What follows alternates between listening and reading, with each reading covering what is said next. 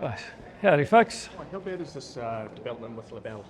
I don't think it's bad. I actually think in the long term it's very good. There's some sensitive commercial matters being worked through, and I'm not going to give further detail of that because they need to be worked through, but our priority is keeping the continuity of supply for the children.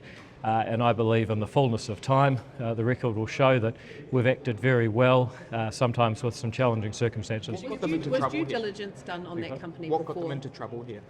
Well, again, if I start judging what got them into trouble, then I'm going to be potentially disrupting some pretty sensitive negotiations, so I don't want to do that. Program? Well, again, I'm not going to start deciding or telling what got who in trouble, because that can lead to some judgments that aren't actually going to help the process that's underway. Can you guarantee? Potentially a good thing. Could you go into a bit of detail about how that could be the case? Well, I think as soon as you get clarity and as soon as you get people on board delivering what they need to deliver, then you're in a good place. And I believe that we're going to end up in a really good place after this process is complete. Are you happy that they were gone because they were the provider that was causing problems? Well, again, if I start saying things like that, I would be prejudicing some of the sensitive negotiations going on.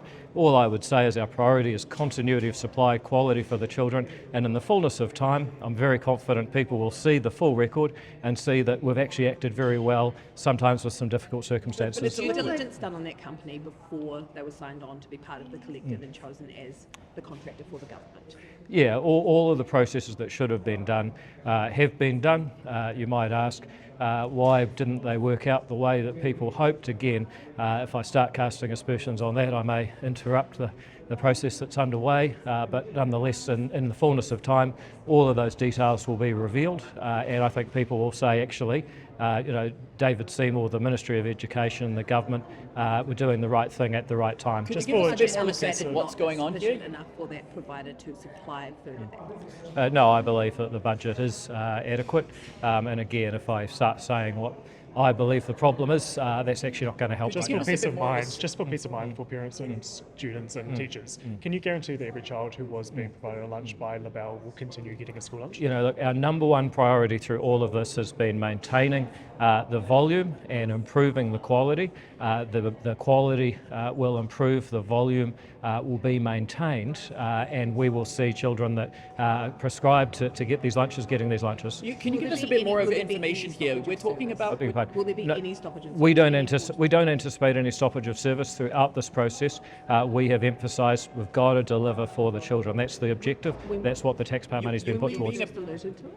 Look, again, I could start going through all of this, but I'm not trying to be difficult. I'm not trying to stonewall you. I'm just saying sensitive commercial stuff, and me, giving a sort of a live tweet of it right now won't actually help. Why is it sensitive commercial stuff? They've been placed in liquidation. There's no sort of constraints around what you can say in a liquidation, is there? Well, let's just say that we want to get to a place where we can deliver quality and volume for the children as planned, and I don't want to say anything right now that's going to upset them. Being a little bit cryptic here. We get... How long will it be before they ensure the security of service? Yeah. Look, it's fair to say that throughout the term we've been keeping our options open, and we've got to a stage now where we're able to be a bit more positive about the future. So you had a backup plan with them because you could see it was going on? We always keep our options open. I was a one-time Boy Scout, and what we do is we prepare for the worst and hope for the best. You're being quite cryptic with it. They're replaced? Beg your pardon? Will they be replaced, and how long will it be before they're replaced? Well, that's, if you go through liquidation, at some point you reconsolidate, but that's not up for me to comment on right now. Them as suppliers of kite. Beg your pardon? Will they be replaced as suppliers of kite?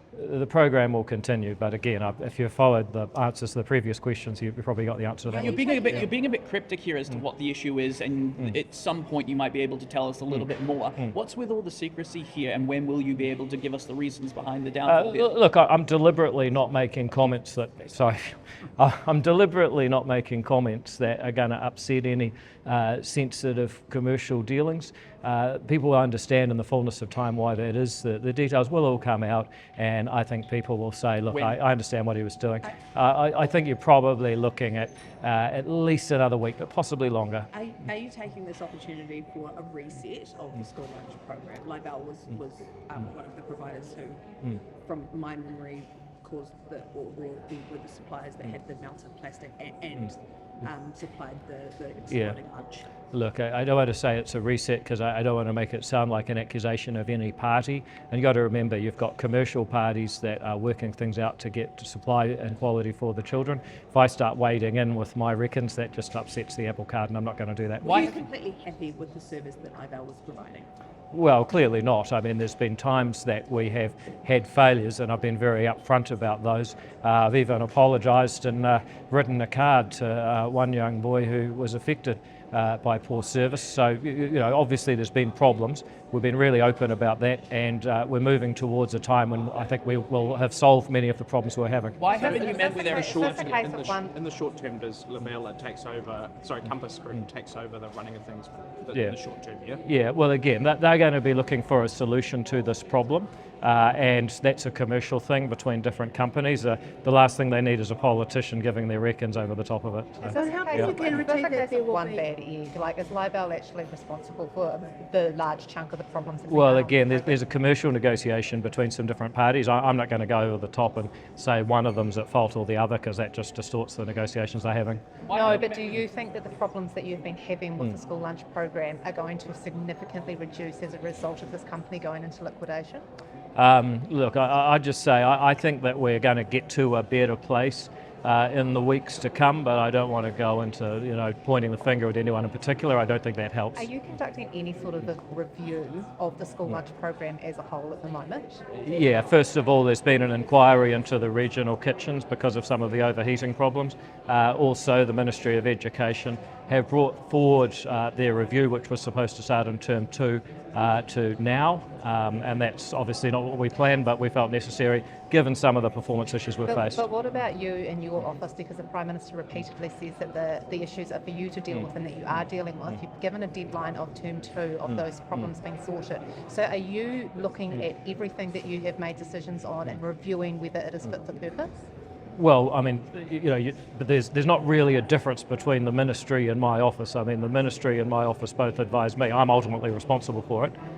So when I say the ministry's doing it, they're doing it on our behalf. It's really one and the same. We just talk about it because there's different institutions working on the same program. Why haven't you met with Erica Stanford yet? It's been a week since you said that you were going to meet with her about this issue. Yeah, well, again, it comes down to getting the diaries to align. I'm not going to, live blog appointment making. I mean, you're both very powerful people. You can get your diaries to align. Some might look at this and say it's a deliberate snub on your part. Well, some people might do that, but I'm not that sort of person. I'm more a sunny side up and glass half full type person. So I'm sure we'll meet very soon. But frankly, I don't know if the New Zealand public, the main interest is me and Erica getting together. I'm sure we will. Is it your expectation that the School Lunch Collective will still hold the contract for school lunches by the end of this year? Absolutely. If they don't, then something's gone very wrong, and we don't want things going very wrong. One news has been with the school in Gisborne. They say their lunches are so bad that they've been feeding them to their local pigs. What do you make of that? Well, again, it's a misuse of taxpayer-funded property, and our goal is to make sure that everyone enjoys these lunches so much that they're almost going on the black market. Thank you very much, folks. Have a great day.